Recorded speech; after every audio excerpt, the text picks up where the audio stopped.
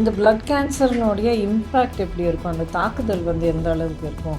அதாவது blood cancer அப்படின்னா கேன்சரில் பல வகைகள் இருக்குது. அதே மாதிரி இரத்த சம்பந்தப்பட்ட கேன்சர்லேயும் லுக்கீமியா, லிம்ஃபோமா, மயலோமா.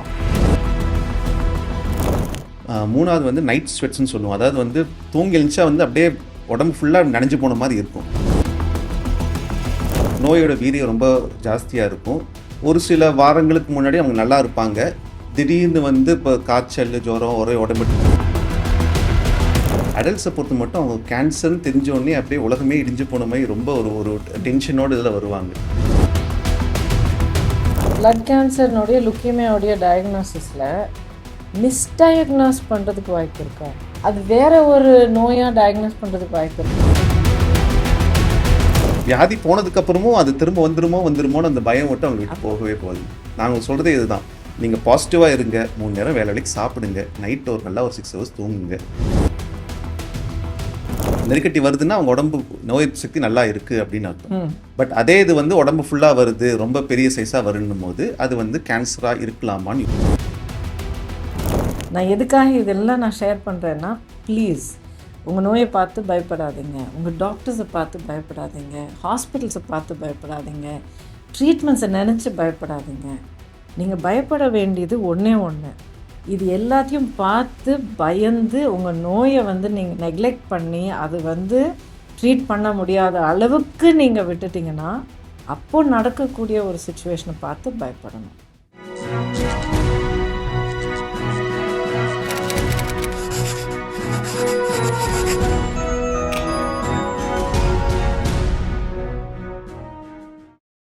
வணக்கம் அண்ட் வெல்கம் டு அன்புடன் கௌதமி. நம்மளுடைய ஹெல்த் ப்ளூ பிரிண்டில் ஒவ்வொரு எபிசோட்லேயும் இப்போதைக்கு கேன்சர் சீரீஸு நம்ம வந்து பேசிகிட்ருக்கோம். ஒவ்வொரு எபிசோட்லேயும் ஒவ்வொரு விதமான கேன்சர், ஒவ்வொரு ஸ்பெஷலைசேஷன் இருக்கிற டாக்டர்கிட்ட நம்ம பேசுகிறோம். So we've talked about breast cancer, we've talked about prostate cancer, we've talked about bone cancer, we've talked about pediatric cancer. ஆனால் ஒரு கேன்சர், அதாவது இது வந்து ஒரு உறுப்புக்குள்ளே வந்து நம்ம அதை வந்து கண்டெயின் பண்ண முடியாது. எப்படி டிஃபைன் பண்ணுறது அப்படிங்கிறது வந்து ஒரு சாதாரண மனிதர்களால் வந்து சொல்ல முடியாது. But this is the one body part that is essential to life. அதுவே லைஃப் அப்படின்னு கூட சொல்லலாம். இது நம்ம கண்ணு முன்னாடி தெரியற வரைக்கும் இதை பற்றி நம்ம யோசிக்கவே மாட்டோம். என்னடா இந்த உடம்புல என் உடம்புக்குள்ளே இருக்கிற ஒரு உறுப்பை வந்து இப்படி சொல்கிறாங்களே அப்படின்னு நீங்கள் நினைக்கிறீங்களா? Today I'm going to introduce you to someone who is an expert in haemato oncology. Doctor, உங்களுடைய இன்ட்ரடக்ஷன் வந்து நீங்களே பண்ண நான் உங்களை ரிக்வெஸ்ட் பண்ணுறேன். ஓகே, வணக்கம். நான் doctor Bharathan Karunakaran. I am trained in haematology, இரத்த சம்பந்தப்பட்ட நோய்களில் ட்ரெயின் ஆகிருக்கிறேன். அண்ட் கடந்த 7 வருஷமாக இங்கே அடையார் புற்றுநோய் மருத்துவமனையில் பணிபுரிஞ்சிட்டு வர்றேன். ஸோ மெடிக்கல் ஆங்காலஜியில் பிளட் கேன்சர்ஸ், அந்த சம்மந்தப்பட்ட எல்லா கேன்சர்ஸும் பார்க்குறது தான் என்னோட வேலை. ஸோ டாக்டர், எங்களுடைய இன்விடேஷன் அக்செப்ட் பண்ணி வந்ததுக்கு ரொம்ப நன்றி. ஸோ ரத்தத்துக்கு சம்மந்தப்பட்ட நோய்கள், ரத்தத்துக்கு சம்மந்தப்பட்ட கேன்சர் குறிப்பிட்டு இது பற்றி தெரிஞ்சுக்கணும், இது பற்றி உங்களுக்கு வந்து ஒரு விழிப்புணர்வு கொடுக்கணும் அப்படிங்கிறதுக்காக டாக்டர் பரதனை வந்து இன்றைக்கி நாங்கள் நம்ம இன்வைட் பண்ணியிருக்கோம். ஸோ டாக்டர், டெல் அஸ், நீங்கள் என்ன பண்ணுறீங்க? ஹெமட்டோ-ஆங்காலஜி, பிளட் கேன்சர்னால் என்ன? கேன்சரில் பல வகைகள் இருக்குது. அதே மாதிரி இரத்த சம்மந்தப்பட்ட கேன்சர்லேயும் நம்ம ஒரு 3ஆக பிரிக்கணும்னு பார்த்தோம்னா, லுக்கீமியா, லிம்ஃபோமா, மயலோமா. கேட்குறதுக்கு கொஞ்சம் பெரிய பெரிய வார்த்தையாக இருக்கும். ஸோ பேசிக்கலி நோய் வந்து எந்த இடத்துல அதோட இருப்பிடமாக வச்சுருக்கு, அதோட வீடு எங்கே, அதை பேஸ் பண்ணி ஆரம்பிக்கிற இடம், வாழ்கிற இடம், அதை பேஸ் பண்ணி நாங்கள் 3ஆக பிரிக்கிறோம். சாரி, ஒரு நிமிஷம். ஸோ இது ரெண்டுமே வேறு வேறையாக இருக்கிற வாய்ப்பு இருக்கா? நான் வைத்தியம் பார்க்குற எல்லாமே வந்து இரத்த அணுக்கள்லேருந்து உருவாகிறது தான். உருவாகிற இடம் எப்போவுமே வந்து ரத்தத்தில் வந்து எல்லா உருவாகுது எலும்பு மஜ்ஜையிலேருந்து தான். ஸோ எல்லாத்துக்கும் உருவாகிற இடம் ஒன்று தான். பட் அது ஃபைனலி எங்கே போய் உட்காருது, எங்கே அது கேன்சராக மாறுதுன்றது கொஞ்சம் வேரியேஷன்ஸ் இருக்கும். ஓகே. ஸோ லுக்கீமியான்றது தான் நம்ம புரிஞ்சுக்கிட்டது வந்து பிளட் கேன்சர் அப்படின்னா எல்லாரும் வந்து லுக்கீமியான்னு இருப்பாங்க, அதாவது ரத்தத்தில் இருக்கிற கேன்சர். ஆமாம். ஸோ ரத்தத்தில் இருக்கிற கேன்சர் வந்து லுக்கீமியா அப்படின்னு சொல்கிறோம். 2வது வகை வந்து லிம்ஃபோமா. லிம்ஃபோமான்றது வந்து நம்ம உடம்புல வந்து இந்த நெறிக்கட்டிகள் இருக்கும், ஆமாம்.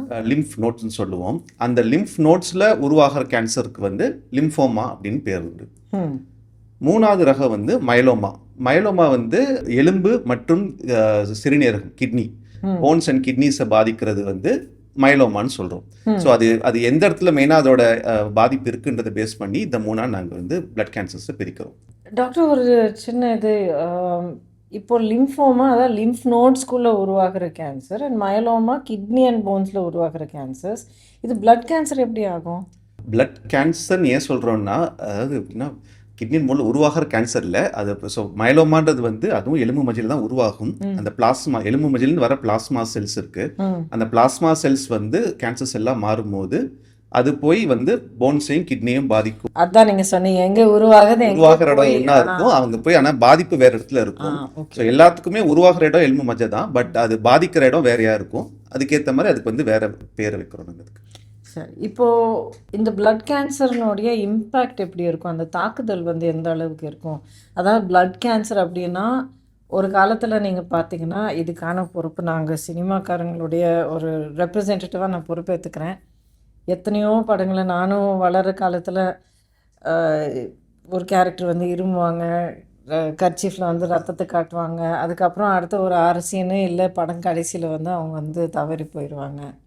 ஸோ கேன்சர்னால் இந்த மாதிரி ரத்த இருமல் வரும், அதுக்கப்புறம் இறந்து போயிடுவாங்க அப்படிங்கிறது தான் எல்லாருக்கும் போய் பதிவான ஒரு விஷயம். பட் அது வந்து பல வருஷங்களுக்கு முன்னாடி, எத்தனையோ டெக்கேட்ஸுக்கு முன்னாடி இருந்த ஒரு இமேஜ். இப்போது பிளட் கேன்சர்னால் என்ன, அதனுடைய உண்மையான பாதிப்பு என்ன, அந்த நிலைப்பாடு எப்படி இருக்கும்? ஸோ பிளட் கேன்சரோட பாதிப்பு எப்படி இருக்குன்றதுக்கு வந்து நம்ம வந்து பொதுவாக சொல்ல முடியாது. பிளட் கேன்சரில் வேறு வேறு ரகங்கள் உண்டு. இப்போ நம்ம லுக்கீமியாவே எடுத்துக்கிட்டோம்னா அக்யூட் லுக்கீமியா, க்ரானிக் லுக்கீமியான்னு ரெண்டாக பிரிப்போம். அக்யூட் லுக்கீமியா வந்து நோயோட வீரியம் ரொம்ப ஜாஸ்தியாக இருக்கும். ஒரு சில வாரங்களுக்கு முன்னாடி அவங்க நல்லா இருப்பாங்க, திடீர்னு வந்து இப்போ காய்ச்சல், ஜுரம், ஒரே உடம்பு டயர்டுன்னு நீங்கள் சொல்கிற மாதிரி இந்த ரத்தம் வர்ற மாதிரி அந்த மாதிரிலாம் வருவாங்க. ஸோ ஒரு சில வாரங்களுக்குள்ளேயே வந்து எல்லாம் மாறி போயிடும். அவ்வளோ வேகமாக வளர்ந்து வர வியாதி அது அக்யூட் லுக்கீமியா. அதோட இன்னொரு எக்ஸ்ட்ரீம் வந்து இந்த க்ரானிக் லுக்கீமியாஸ். இது வந்து நோயோட வீரியம் ரொம்ப கம்மியாக இருக்கும், ரொம்ப மெதுவாக வளர வியாதி. அது வந்து உடம்புக்குள்ளேருந்து கொஞ்சம் கொஞ்சமாக அது வளர்ந்து வெளியில் வர்றதுக்கே அதுக்கு 4-5 வருஷம் ஆகிடும். அதுக்கப்புறம் தான் நமக்கே தெரிய வரும் அந்த மாதிரியான வியாதி. ஏன்னா அதனுடைய வளர்ச்சி ரொம்ப மெதுவாக வர்றதுனால நம்ம நோட்டீஸ் பண்ண மாட்டோம். கரெக்ட். ஓகே. ஸோ நிறைய பேர் வந்து ருட்டீனாக எதுக்கோ போவாங்க, வேறு ஏதோ ஒரு சின்ன தொந்தரவு, சின்ன ஒரு வயிற்றுப்போக்கோ காய்ச்சலோ இது ஒன்று சாதாரணமாக டாக்டர்கிட்ட போயிருப்பாங்க. அவங்க ஒரு பிளட் டெஸ்ட் பண்ணுமான்னு கேட்டிருப்பாங்க. பிளட் டெஸ்ட்டில் பார்த்தா திடீர்னு வந்து அணுக்கள் ஜாஸ்தியாக இருக்குது, இது கேன்சர் மாதிரி இருக்குன்னுவாங்க. அந்த வந்த பிரச்சனை சரியாயிடும், அது ஒரு நாள் சரியாக போயிடும். அப்புறம் ரிப்போர்ட் எடுத்து எங்கிட்ட வருவாங்க, சார் இது மாதிரி இருக்குது, அணுக்கள் ஜாஸ்தியாக இருக்குது, என்னவா இருக்கும். அப்போ நாங்கள் இப்போ பரிசோதனை பண்ணி பார்க்கும்போது ஓகே இது வந்து ஒரு க்ரானிக் லுக்கீமியா, சிஎம்எல் சிஎல்னு சொல்லுவோம், சிஎம்எல் மாதிரி இருக்குது அப்படின்னு சொல்லி நாங்கள் அதுக்கு மருந்து ஆரம்பிச்சோம். ஸோ இந்த லுக்கீமியாவை எடுத்துக்கலாம். லுக்கீமியாவுடைய சிம்டம்ஸ் என்ன டாக்டர்? க்ரானிக் லுக்கீமியான்னு இருக்கும்போது ஒரு நான் சொன்ன மாதிரி ஒரு 50% கிட்ட பேருக்குள்ள எந்த சிம்டமுமே இருக்காது. அவங்க எதேச்சியாக வந்து பிளட் டெஸ்ட் பண்ண போய் கண்டுபிடிக்கிறது உண்டு. மீதி பேருக்கு வந்து கொஞ்சம் ரொம்ப மைல்டான சிம்டம்ஸ் இருக்கும். ஒரு காய்ச்சல்னால் ரொம்ப லேசாக, ஒரு சாயந்தரத்தில் கொஞ்சம் லேசாக காய்ச்சல் வரும், கொஞ்சம் உடம்பு அசதியாக இருக்கும். இல்லை இந்த ஸ்ப்ளீன் சொல்லுவோம், அந்த மண்ணீரல் வந்து கொஞ்சம் வீங்கினால கொஞ்சம் அந்த இடத்துல வந்து கொஞ்சம் ஏதோ கொஞ்சம் வீங்கின மாதிரி இருக்குது உள்ள அப்படின்னு ஒரு ஃபீலிங்கோட வருவாங்க. அவ்வளோதான் இருக்கும். மற்றபடி ஒரு பெரிய சிம்டம், ரொம்ப பாதிப்புன்னு இருக்காது.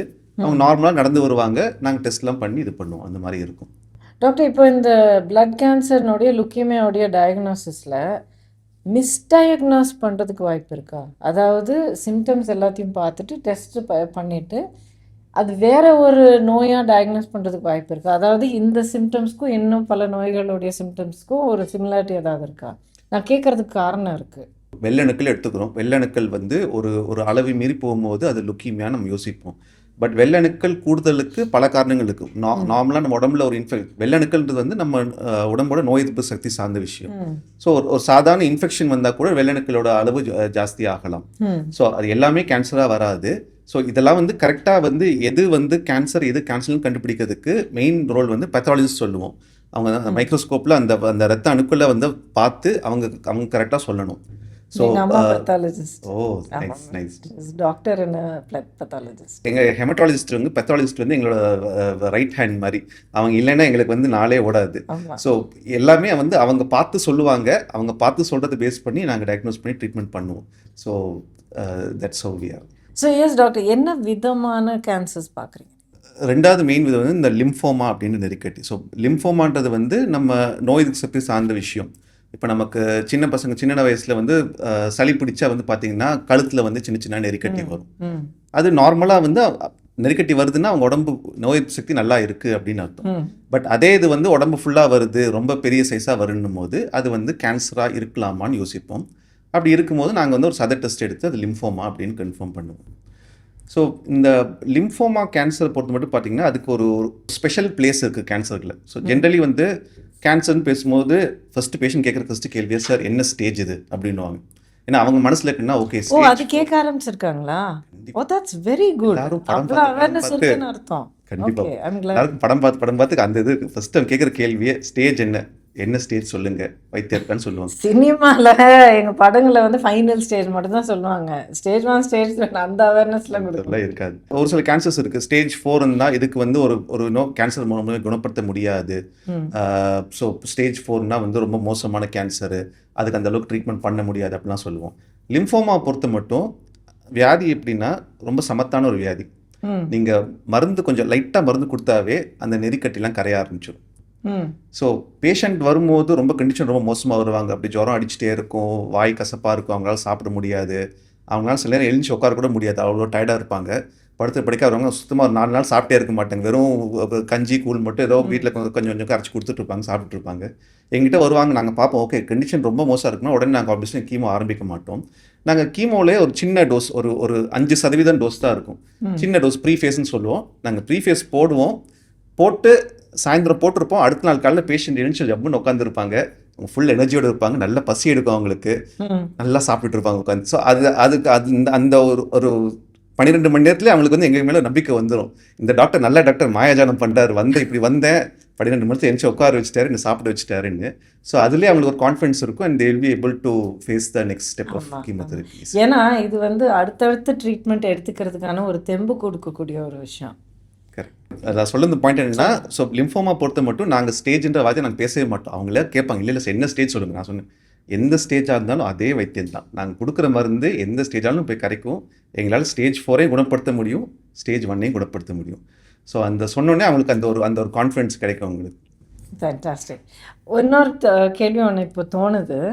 அதாவது நார்மலாக மற்ற கேன்சர்ஸ்க்கு ஒரு பர்டிகுலர் உடல் உறுப்பில் வரக்கூடிய கேன்சர்ஸ் அடுத்த பாகத்துக்கு பரவறதுக்கு, அதாவது மெட்டஸ்டைசேஷன் அப்படிங்கிறது இருக்க வாய்ப்பு இருக்கு. பிளட் கேன்சரில் அந்த மாதிரி ஒரு மெட்டஸ்டைசேஷன் இருக்க வாய்ப்பு இருக்கா?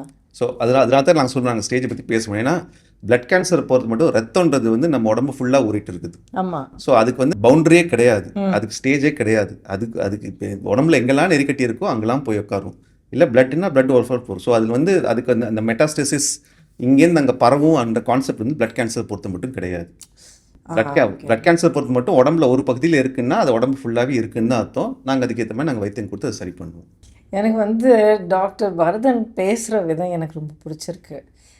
ஏன்னா பிளட் கேன்சர் அப்படிங்கிறது நம்ம எல்லாரும் எத்தனையோ வருஷங்களாக எத்தனையோ டெக்கேட்ஸாக நம்ம கேட்டு ரொம்ப பயப்படுற விஷயம். இது நம்ம எல்லாரும் ஒத்துக்க வேண்டியது தான்.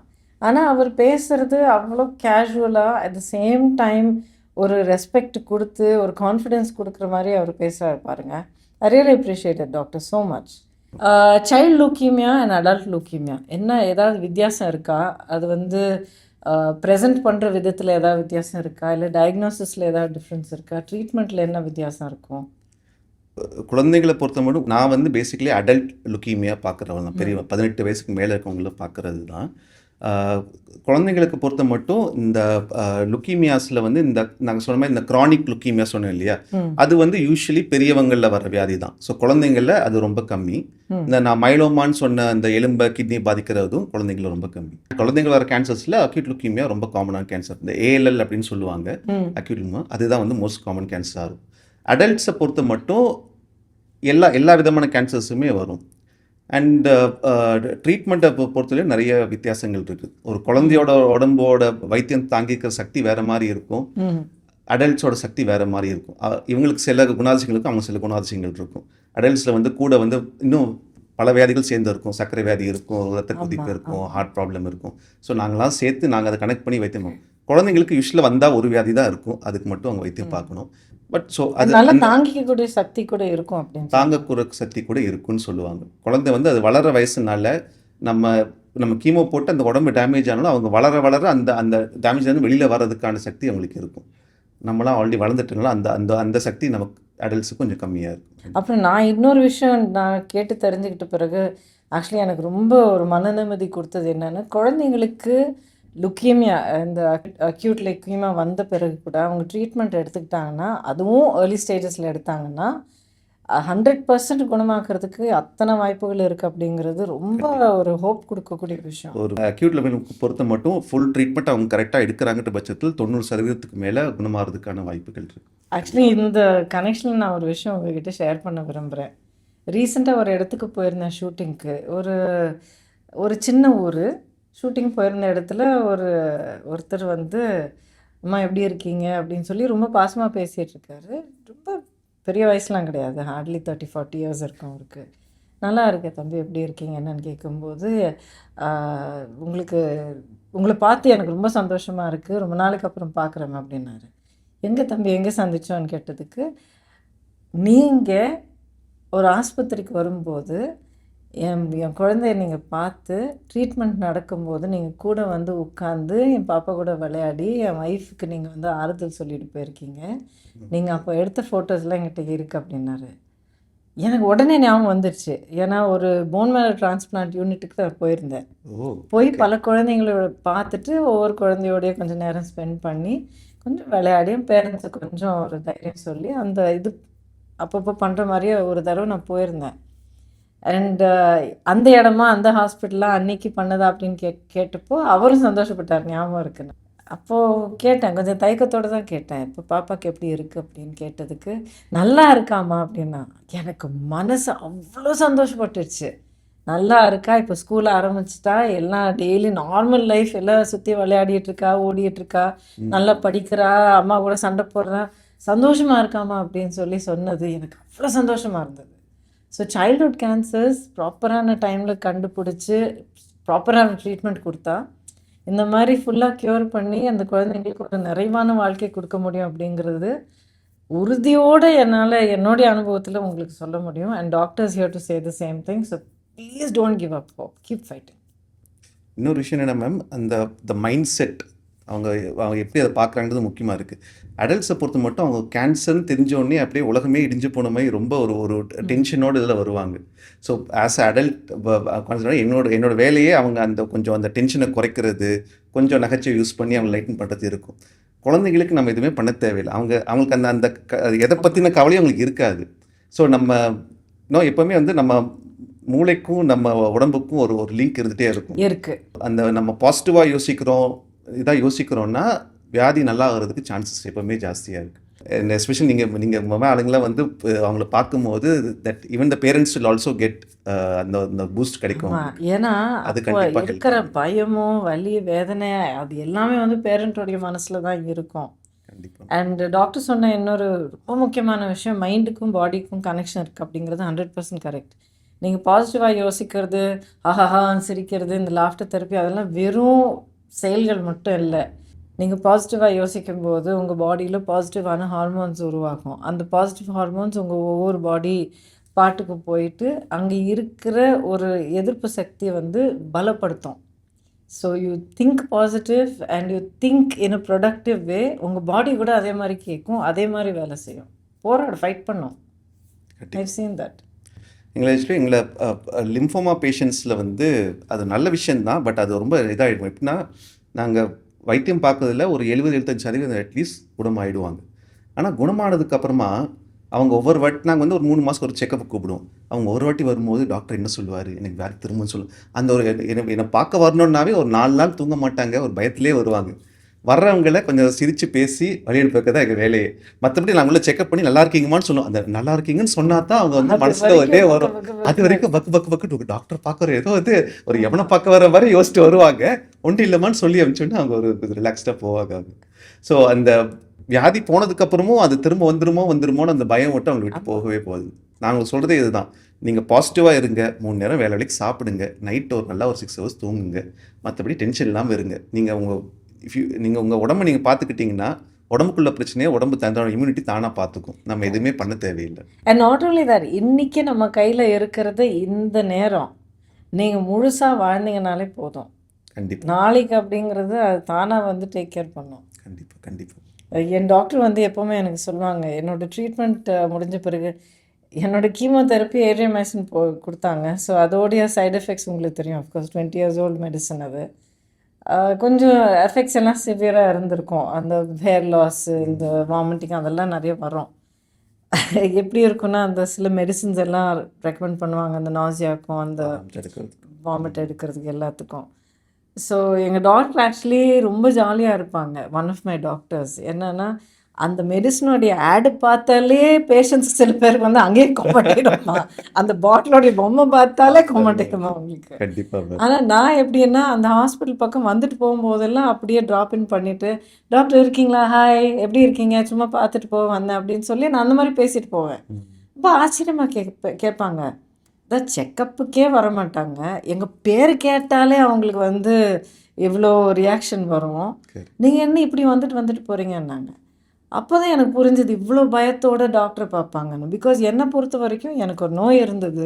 டாக்டர்ஸ் அவங்களுடைய ஒரு முழு முயற்சியை கொடுத்து என்னை வந்து குணப்படுத்தியிருக்காங்க. So there my friends, my doctors are on my side. அது அவங்க வந்து என் பக்கம் இருக்காங்க. ஸோ அவங்கக்கிட்ட எனக்கு பயப்படுறதுக்கோ இல்லை தயங்குறதுக்கோ எதுவுமே இல்லை. அதனால் ஆக்சுவலி அப்பப்போ போயிட்டு வர வழியில் அவங்கள போய் நான் பார்த்துட்டு வரும்போது எனக்கு ஒரு கான்ஃபிடென்ஸ் திரும்ப கொஞ்சம் பூஸ்ட் ஆகிற மாதிரி இருக்கும். ஸோ சொல்லும்போது டாக்டர்ஸ் எல்லாருமே ரொம்ப ஆச்சரியப்பட்டாங்க. நான் எதுக்காக இதெல்லாம் நான் ஷேர் பண்ணுறேன்னா, ப்ளீஸ் உங்கள் நோயை பார்த்து பயப்படாதீங்க, உங்கள் டாக்டர்ஸை பார்த்து பயப்படாதீங்க, ஹாஸ்பிட்டல்ஸை பார்த்து பயப்படாதீங்க, ட்ரீட்மெண்ட்ஸை நினச்சி பயப்படாதீங்க. நீங்கள் பயப்பட வேண்டியது ஒன்றே ஒன்று, இது எல்லாத்தையும் பார்த்து பயந்து உங்கள் நோயை வந்து நீங்கள் நெக்லெக்ட் பண்ணி அது வந்து ட்ரீட் பண்ண முடியாத அளவுக்கு நீங்கள் விட்டுட்டிங்கன்னா அப்போ நடக்கக்கூடிய ஒரு சுச்சுவேஷனை பார்த்து பயப்படணும். Nothing else to fear, only that. So please உங்கள் டாக்டர்ஸ் வந்து நம்பிக்கையான டாக்டர்ஸ் உங்களுக்கு கிடைக்கும் போது தே will be your best friends. இந்த பாயிண்ட்டில் நான் ஒரு படத்தை பற்றி சொல்ல விரும்புகிறேன். ஸோ 1980களில் மணிரத்னம் படம் கீதாஞ்சலின்னு ஒரு படம். ஸோ படத்தில் வந்து ஹீரோவுக்கு வந்து ஆக்சுவலி சிஎம்எல் வியாதி தான் இருக்கும் ஆக்சுவலி. அதனால தான் எனக்கு ரொம்ப பிடிச்சி.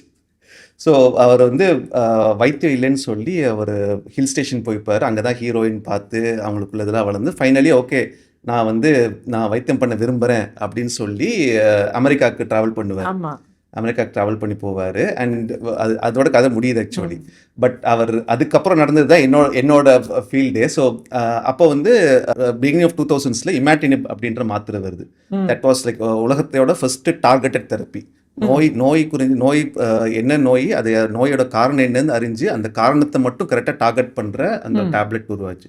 அந்த செல்லை போய் தாக்குற அந்த ஒரு மரபணு பிழை ஏற்படும், ஜெனடிக் மியூட்டேஷன் ஏற்படும். அதனால தான் கேன்சர் வரும். கரெக்டாக அந்த மியூட்டேஷனை போய் டார்கெட் பண்ணுறதுக்கு இந்த டேப்லெட் கண்டுபிடிச்சாங்க. அப்போ கண்டுபிடிச்சது.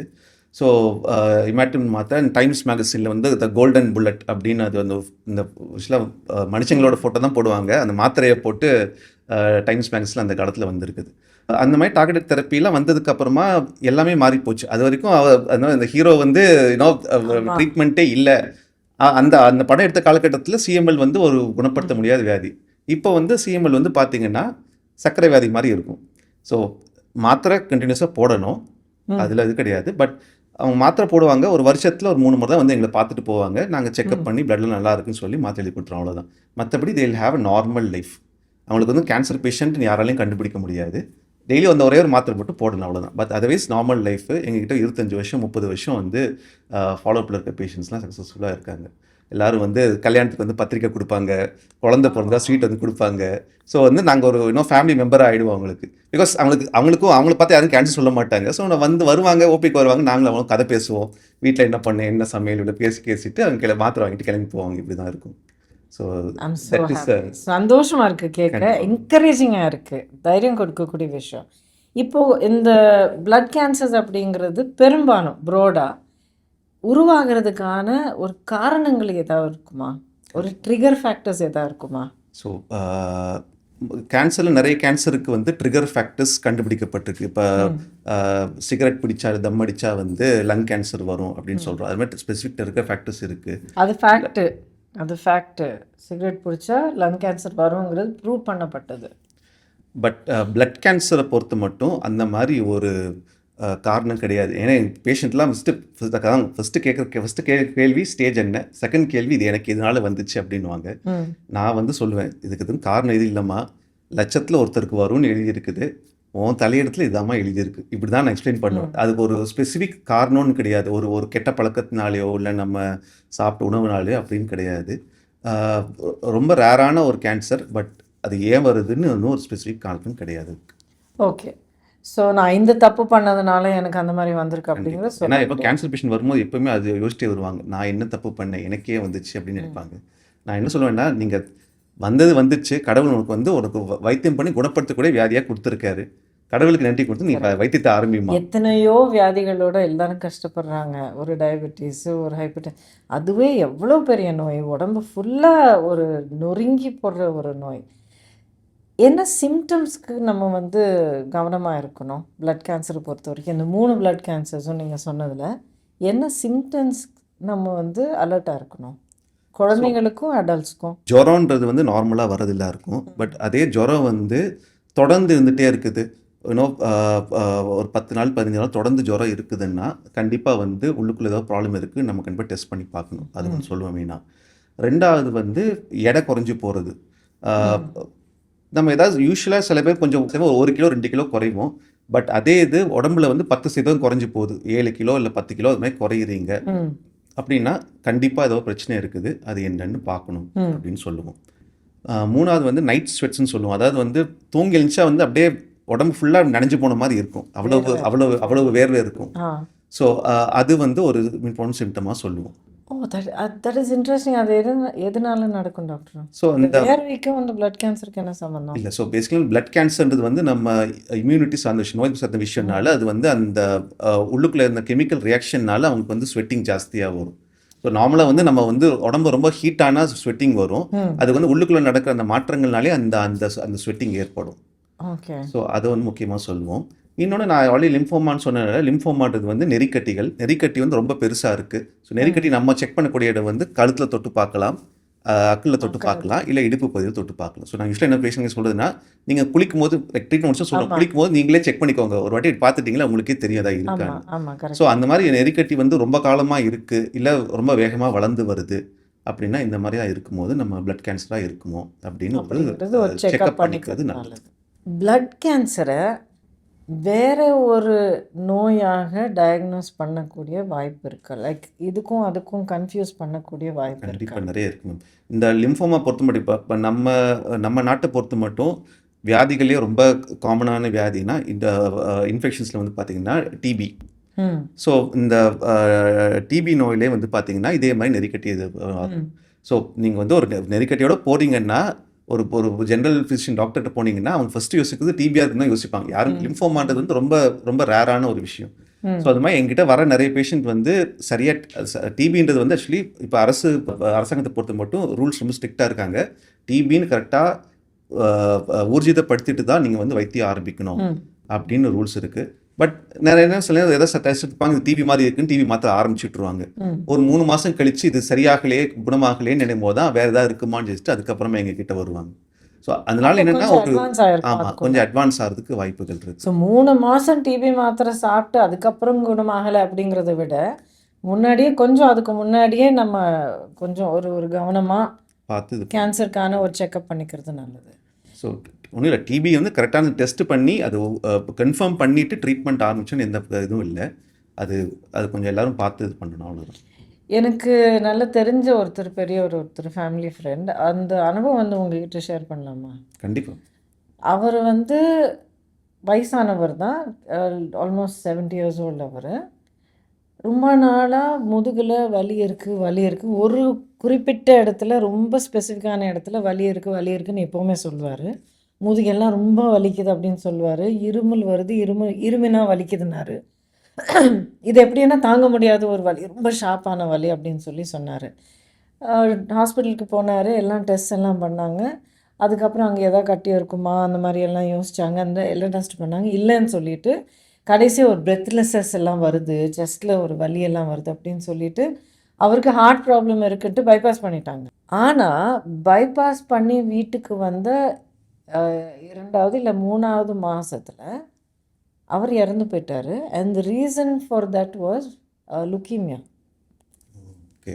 ஸோ இவ்வளோ நாளாக சிம்டம்ஸ் எல்லாமே வந்து பிளட் கேன்சருடைய சிம்டம்ஸாக இருந்திருக்கு.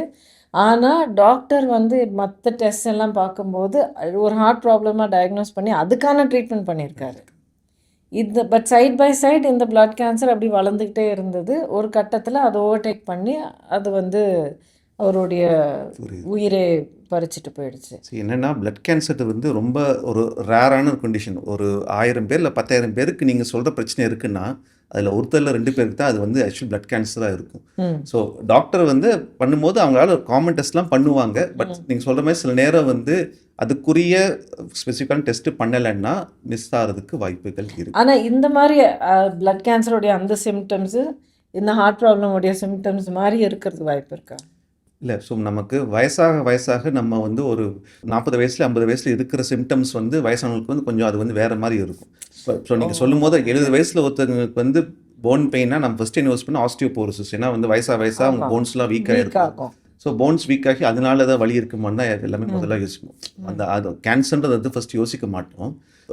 அந்த மாதிரி சில நேரம் மிஸ் ஆகிறதுக்கான வாய்ப்புகள் இருக்குது. ஓகே.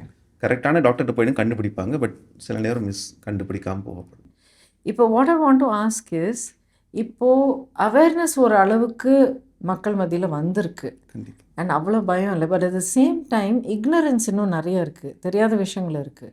இப்போ ட்ரீட்மெண்ட்டுனா என்னை பொறுத்த வரைக்கும் எனக்கு கீமோதெரப்பி பற்றி தெரியும், போன் மேரோ டிரான்ஸ்பிளான்ட் பிஎம்டி பற்றி தெரியும். ஸோ இது ரெண்டும் போக இன்னும் லேட்டஸ்ட் ட்ரீட்மெண்ட்ஸ் நிறைய இருந்திருக்கும் இல்லைங்களா? அதை பற்றி கொஞ்சம் சொல்கிறீங்களா? காலங்காலமாக ப்ராக்டிஸ் பண்ணிட்டு வர்றது கீமோதெரப்பி, ரேடியேஷன் இதுதான் வந்து முதல்ல ஆரம்பித்தது. கூட ஆப்வியஸ்லி அறுவை சிகிச்சை இது மூலம் இருக்குது.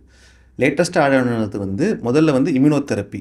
நம்ம நோய் எதிர்ப்பு சக்தியே வந்து மாற்றி அமைச்சு அது மூலமாக கேன்சர் செல்ஸை அழிக்கிறதுக்கான மருந்துகள்.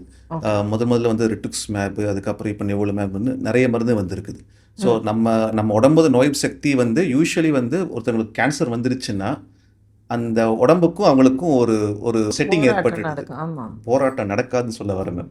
ஸோ ஜென்ரலி வந்து அவங்க 2 பேரும் ஒரு சுமூகமாக ஒரு அண்டர்ஸ்டாண்டிங்கில் போயிடுவாங்க. அந்த அண்டர்ஸ்டாண்டிங்கில் உடைச்செறிஞ்சு திரும்ப வந்து சண்டை போட வைக்கிறது தான் எங்களோட இம்யூனோதெரப்பி.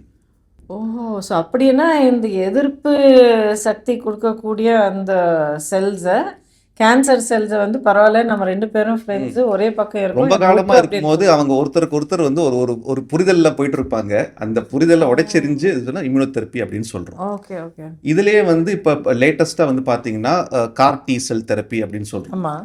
பேஷண்ட்டோட ரத்தத்தை எடுத்து அந்த ரத்தத்தை வந்து ஜெனட்டிக்கலி ரீஇன்ஜினியர் பண்ணி அது மூலமாக வந்து அது கரெக்டாக போய் கேன்சர் செல்ஸை வந்து நேராக போய் தாக்குற மாதிரி பண்ணுறது. ஓகே. இந்த மாதிரி இப்போ புதுசாக இதெல்லாம் வந்துட்டு இருக்குது. இந்த டெக்னாலஜி எல்லாம் அடையார் கேன்சர் இன்ஸ்டியூட்டில் இருக்குது. கண்டிப்பாக இருக்குது. Okay. So options for treatment நிறைய இருக்குது. எவ்வளோ காம்ப்ளிகேட்டடான சுச்சுவேஷனாக இருந்தாலும் ஒரு ஹோப் இருக்குது, வைத்தியம் பண்ணலாம். கண்டிப்பாக. ஓகே. ஸோ எதுவாக இருந்தாலும் ஃபைனலாக அந்த டைமுக்கு ஒரு சந்தேகத்தோடு இருந்தால் கூட நீங்கள் தான் டாக்டர்கிட்ட போகணும் தவிர தாமதமாக்குறது வந்து உங்களுடைய தவறாக தான் இருக்கும். So don't be late. There are many options for treatment. ரொம்ப தேவையான கேள்வி, முக்கியமான கேள்வி. இப்போது பிளட் கேன்சர் அப்படி ஒரு ட்ரீட்மெண்ட் எந்த கேன்சராக இருந்தாலும் எவ்வளோ டைம் எடுக்கும்?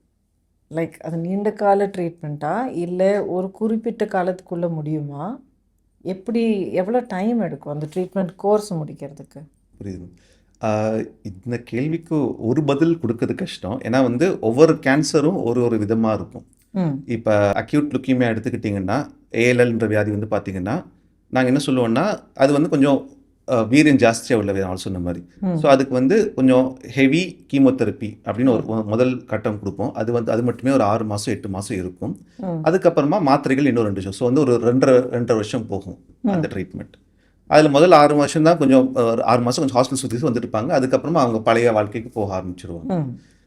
நான் உங்களுக்கு சொன்ன மாதிரி இந்த க்ரானிக் டிசீசஸ் இருக்குது, அது வந்து நம்ம உடம்புக்குள்ளே நம்ம பல விஷயங்கள் வச்சா கண்டுபிடிப்போம். அதில் வந்து இந்த சிஎம்எல் வியாதிக்கு தொடர்ந்து மாத்திரை போடுற மாதிரி இருக்கும். ஓகே. அதே இது அதில் இன்னொரு ரகம் சிஎல்என்ற வியாதி இருக்குது, அதுக்கு நம்ம ஒரு 6 சைக்கிள் ட்ரீட்மெண்ட் கொடுத்து நிறுத்திடலாம். ஸோ 6 சைக்கிள்னா ஒரு சைக்கிள் ஒரு மாதம் கணக்கு, 6 மாதத்தில் ட்ரீட்மெண்ட் முடிஞ்சிடும், நல்லாயிடுவாங்க. ஸோ ஒரு கேன்சருக்கு ஏற்ற மாதிரி அந்த டியூரேஷன் மாறிக்கிட்டே இருக்கும். ரொம்ப முக்கியமான கேள்வி, இந்த ட்ரீட்மெண்ட்ஸ் எடுத்துக்கிறது வந்து எவ்வளோ காஸ்ட்லி? இதுக்கும் ஒரு பதில் கொடுக்கறது கஷ்டம் மேம். ஆமாம், ஏன்னா கேன்சர் ட்ரீட்மெண்ட் அப்படிங்கிறது ஒரு சாதாரண ட்ரீட்மெண்ட் இல்லை அப்படிங்கிறது எல்லாருக்கும் தெரியும். But how expensive is it? நான் எதுக்காக இந்த மாதிரி கேள்வியில் பேசிக் கேள்விகள் நான் ஏன் கேட்குறேன்னா, மறுபடியும் ஆரம்பத்தில் நான் சொன்ன மாதிரி பிளட் கேன்சர் பற்றினா அவ்வளோ அவேர்னஸ் கிடையாது. அது இருக்குங்கிறது தெரியும், இத்தனை விதமான கேன்சர்ஸ் இருக்குது, இத்தனை ட்ரீட்மெண்ட்ஸ் இருக்குது, இத்தனை ஆப்ஷன், இதெல்லாம் எதுவுமே ஒரு பெரிய அளவில் ஒரு காமன் நாலேஜாக இல்லை. ஸோ காஸ்ட் கூட எப்படி இருக்கும்? இஸ் இட் எந்த மாதிரியான ட்ரீட்மெண்ட்டை பொறுத்து இருக்குது. இருக்கிறதுலே வந்து ரொம்ப கம்மி செலவாகிறதுன்னு பார்த்தீங்கன்னா சிஎம்எல் வியாதி. ஸோ நாங்கள் வழக்கமாக கொடுக்குற மாத்திரை வந்து பிராண்டட் மாத்திரையாக கொடுத்தோன்னா ஒரு மாதத்துக்கான செலவு 2000 ரூபா 2500 முடியும். கூட வந்து ஹாஸ்பிட்டல் டாக்டரை பார்க்க வந்து போகிற செலவு அதெல்லாம் இருக்கும். பட் மாத்திரைக்கு மட்டுமே பார்த்தீங்கன்னா அவ்வளவுதான் இருக்கும். அதே மாத்திரை நீங்கள் வந்து பிராண்டடாக இல்லாமல் இந்த மக்கள் மருந்தகத்தில் வாங்குறீங்கன்னா ஒரு 1000 ரூபாக்குள்ளார கூட முடிக்கலாம் நம்ம. ஸோ அது வந்து ஒரு எக்ஸ்ட்ரீமு. இன்னும் வந்து நம்ம நியூவர் டெக்னிக்ஸ்ன்னு போக போக அது வந்து லட்சங்கள்லையும் போகிறது உண்டு. கண்டிப்பாக. ஸோ அது எல்லா ஆனால் இன்னொரு விஷயம் கூட எனக்கு தெரியும், அடையார் கேன்சர் இன்ஸ்டியூட்டில் ஒரு நோயோட கஷ்டப்படுற ஒரு சாதாரண மனிதன், அதாவது அவங்களால அஃபோர்ட் பண்ண முடியாத ஒரு நிலையில் இருந்தாலும் நீங்கள் எப்படியாவது முயற்சி பண்ணி எங்கிருந்தாவது டோனர்ஸை பிடிச்சி இல்லை ஏதோ ஒரு விதத்தில் நீங்கள் எல்லாருக்கும் ட்ரீட்மெண்ட் வந்து நீங்கள் கொடுக்குறீங்க அப்படிங்கிறது எனக்கு தெரியும். எங்களால் முடிஞ்ச அளவுக்கு கண்டிப்பாக பண்ணுவோம். சாந்தா மேடம் எப்போவே சொல்கிறது அதுதான், பேஷண்ட்டுக்கு வந்து எந்த பேஷண்ட்டும் வந்து காசு இல்லை அதனால ட்ரீட்மெண்ட் பண்ணலன்னு எந்த பேஷண்ட்டும் சொல்லக்கூடாது. எங்களால் முடிஞ்ச அளவுக்கு எல்லாருக்கும் எங்கள் உதவி செய்வோம். அண்ட் எங்களுக்கு உதவி செய்கிறதுக்கு நிறைய பேர் வந்து இப்போ நன்கொடையாக கொடுக்கறதுக்கும் நிறைய பேர் கண்டிப்பாக ரெடியாகவும் இருக்காங்க. ஆமாம், ஏன்னா அது எங்கள் மேலே வச்சிருக்க நம்பிக்கை, அதனால கொடுக்குறோம். கண்டிப்பாக. இது 1 வருஷம் 2 வருஷம் இல்லை, எத்தனை தசாப்தங்களை நீங்கள் பண்ணிகிட்ருக்கீங்க. தொடர்ந்து விடாமல் ஒவ்வொரு மூச்சோடு நீங்கள் இந்த கமிட்மெண்ட்டோடு செயல்படுறீங்க. நீங்கள் லுக்கீமியா ட்ரீட்மெண்ட் நடக்கும்போதும் அதுக்கப்புறம் ட்ரீட்மெண்ட் முடிஞ்ச பிறகு கூட அந்த டிசீஸ் ரிமிஷனில் இருக்கும்போது என்ன லைஃப் ஸ்டைல் ஃபாலோ பண்ணணும்? ஸோ ட்ரீட்மெண்ட் போகிறது லைஃப் ஸ்டைல் முதல்ல சொல்கிறேன். நான் எப்போவுமே வார்டுக்கு போனோடனே ஃபஸ்ட்டு பேஷண்ட்டோட கண்டிஷன் என்னன்றது வந்து அந்த வார்டு டாக்டர் ரெசிடென்ட் கிட்ட கேட்டு தெரிஞ்சுப்பேன். பேஷண்ட் கிட்ட போய் வியாதி பற்றி பேசுறது கிடையாது. கேட்குற கேள்வி காலையில் என்ன சாப்பிட்டீங்க, இட்லின்னு வாங்க. இட்லியோட விடுறது கிடையாது, எத்தனை இட்லி. எங்கள் ஹாஸ்பிட்டலில் போய் 3 இட்லி கொடுப்பாங்க. 3ன்னு பதில் இருந்துச்சுன்னா விட்டுருவேன், விடலைன்னா ஏன் 3வது இட்லி ஏன் சாப்பிடல, இப்படி தான் கேட்குறது. இதுக்கு என்ன விஷயம்னா, நம்ம கலாச்சாரத்தில் வந்து காலங்காலமாக எப்படின்னா வந்து ஒரு வியாதின்னு வந்தால் ஒரு பத்திய சாப்பாடு சாப்பிடணும், இதை சாப்பிடணும், அதை சாப்பிடணும் அப்படின்னு நிறைய இது இருக்குது. ஸோ ஒரு கேன்சர்னு கண்டுபிடிச்சிட்டாங்கன்னா ஃபஸ்ட்டு சொந்தக்காரங்களாம் ஃபோன் பண்ணி சொல்கிறது என்னன்னா, நீ இதை சாப்பிடாத, வெள்ளை அரிசி சாப்பிடாத, வெள்ளை அரிசி சாப்பிட்டா உனக்கு கேன்சர் ஜாஸ்தியாக வரும், கருப்பு கவுனி அரிசி சாப்பிடி அப்படின்னு கடைசியில் என்ன ஆகும்னா அந்த பேஷண்ட்டுக்கு வந்து சாப்பாடுக்கு மேலே இருக்க ஆஸ் இட் இஸ் அவங்க கேன்சர் ட்ரீட்மெண்ட்டில் கொஞ்சம் கஷ்டப்பட்டுருப்பாங்க. அவங்க சாப்பாடு மேலே ஒரு வெறுப்பு ஓரளவுக்கு பண்ணி விட்டுருவாங்க, டென்ஷன் ஏற்றி விட்டுருவாங்க. இதனால என்ன ஆகும்னா நாங்கள் ட்ரீட்மெண்ட் ஒரு பக்கம் கொடுத்துட்ருப்போம், மடமடன்னு வெயிட் குறைஞ்சிக்கிட்டே போகும். ஸோ வெயிட் குறையும் போது என்ன ஆகும்னா நார்மலாக கொடுக்குற மருந்துல வந்து பார்த்தீங்கன்னா நல்லா வேலை செய்யும், சைடு எஃபெக்ட் கம்மியாக இருக்கும். பட் நம்ம எடை குறைஞ்சிட்டே போகுதுன்னா அந்த மருந்தோட எஃபெக்ட் கம்மியாயிடும், சைடு எஃபெக்ட் ஜாஸ்தி ஆகிடும். ஸோ அது ரொம்ப முக்கியம். ஸோ எப்போவுமே வந்து சத்தான உணவு சாப்பிடணும். எந்த கட்டுப்பாடும் நாங்கள் சொல்கிறது கிடையாது, இதை சாப்பிடாதீங்க, அதை சாப்பிடாதீங்க, நான்வெஜ் சாப்பிடாதீங்க, எதுவுமே நாங்கள் சொல்கிறது கிடையாது. எங்களுக்கு என்ன சொன்னால் நீங்கள் வழக்கமாக சாப்பிட்ற நார்மல் சாப்பாடு சாப்பிட்டா போதும். நாங்கள் வந்து எப்போவுமே வெயிட் பார்த்துட்டே வரும், எடை வந்து குறையுதா கூடுதா மெயின்டைன் ஆகுது, அதுக்கேற்ற மாதிரி நாங்களும் எங்கள் ட்ரீட்மெண்ட்டு மாற்றிட்டே இருப்போம். அந்த எடை மெயின்டைன் ஆகுது அப்படின்னா கூட இருக்கவங்க அவங்க நல்லா பார்த்துக்கிறாங்கன்னு அர்த்தம். ஒரு முக்கியமான ஒரு கேள்வி, இப்போ மற்ற பழக்கங்கள் நிறைய பேருக்கு இருக்குது, ஸ்மோக்கிங், ட்ரிங்கிங் அந்த மாதிரி. ஸோ அப்படிப்பட்ட பழக்கத்தை இந்த ட்ரீட்மெண்ட் எடுக்கும்போது எந்த அளவுக்கு நம்மக்கிட்டேருந்து தள்ளி வைக்கணும்? கண்டிப்பாக வந்து ட்ரீட்மெண்ட் எடுத்துகிட்டு இருக்கும்போது ஒரு தம் அடிக்கிறதோ தண்ணி அடிக்கிறதுலாம் அதெல்லாம் கண்டிப்பாக இருக்க முடியாது. மெடிக்கலி பார்த்தீங்கன்னா ஒருத்தர் வந்து இப்போ ஒரு நாளைக்கு அதை பற்றி பேசுகிற மாதிரி ஆகிடுது. பட் ஒரு நாளைக்கு 20 சிகரெட் பிடிக்கிறேன்னா ஒரே நாள் நிறுத்துனா அவங்களால நிறுத்த முடியாது, படிப்படியாக குறைச்சி தான் நிறுத்தணும். ஸோ அந்த மெடிக்கலி அவங்கள நாங்கள் ஹெல்ப் பண்ணுவோம். பட் ஆப்வியஸ்லி முன்னாடி நம்ம வாழ்ந்த வாழ்க்கை வேறு, இப்போ வந்து நமக்கு கேன்சர் வந்துருச்சுன்னும் போது நம்ம கொஞ்சம் எக்ஸ்ட்ரா கேர்ஃபுல்லாக தான் இருக்கும். ஆமாம், உங்கள் லைஃபோடைய அந்த லைஃப் ஸ்டைல் மாற்றி ஆகணும். மாற்றியே ஆகணும், அதில் டவுட்டே கிடையாது. ஸோ அது நாங்கள் அதை படிப்படியாக குறைச்சி நிறுத்தணும். அது மட்டும் நாங்கள் மெடிக்கலி அதுக்கு நீங்கள் ஹெல்ப் பண்ணுறீங்க. அதுக்கு நாங்கள் ஹெல்ப் பண்ணுவோம். கேன்சர் வந்தவங்க இல்லாமல் யாராக இருந்தாலும் நான் தம் அடிக்கிறேன், நான் நிறுத்த முடியலன்னா அவங்களுக்கு உதவி செய்கிறதுக்கு எங்கள் டிபார்ட்மெண்ட்டில் எங்கள் இன்ஸ்டிடியூட்டில் ஆளுங்க இருக்காங்க. Thank you so much. ஒவ்வொரு விஷயமும் நான் கேள்விப்படும்போது எனக்கு இன்னும் ஒரு ஹியூமனிட்டி மேலே எனக்கு நம்பிக்கை வந்து உறுதிப்படுத்துகிறீங்க. Thank you so much. Blood cancer அப்படிங்கிறது உண்மை. பிளட் கேன்சர் அப்படிங்கிறது எல்லாருக்கும் வரலாம். எப்படியெல்லாம் வரலாம் அப்படிங்கிறது கூட டாக்டர் நமக்கு சொல்லியிருக்காரு. என்ன மாதிரி சிம்டம்ஸ் எல்லாம் இருக்கக்கூடும், எப்படி நம்ம கவனமாக இருக்கலாம், எப்போ டெஸ்டிங்க்கு போகணும், டெஸ்டிங் போய் நமக்கு ஒரு வேலை இருக்குது அப்படிங்கிற ஒரு டயக்னோசிஸ் வந்ததுன்னா என்ன ட்ரீட்மெண்ட்ஸ் இருக்குது, என்ன ஆப்ஷன்ஸ் இருக்குது, நம்மளை வந்து எப்படி நம்ம பார்த்துக்கணும், எல்லாமே இன்க்ளூடிங் காஸ்ட் கூட ஓரளவு சொல்லாமலே சொல்லியிருக்காரு. ஸோ ஃபுல்லாக ஒரு A to Z அவேர்னஸ் கொடுத்துருக்காரு. More than this, let us find out if we need to. இப்போதைக்கு நம்ம ஒரு விழிப்புணர்வோடு வாழ்ந்து கவனமாக இருந்து நம்மளுடைய வாழ்க்கையும் உடல் நலத்தையும் நல்லபடியாக பாதுகாக்க அளவுக்கு இன்றைக்கி வந்து நிறைய நாலேஜ் நமக்கு கிடச்சிருக்கு. And doctor, for that thank you so much. Thank you. உங்களுடைய சேவைக்கும் உங்களுடைய இந்த ஹியூமனிட்டிக்கு நீங்கள் கொடுத்துருக்கிற இந்த கமிட்மெண்ட்டுக்கு ரொம்ப ரொம்ப நன்றி. God bless you. தேங்க்யூ.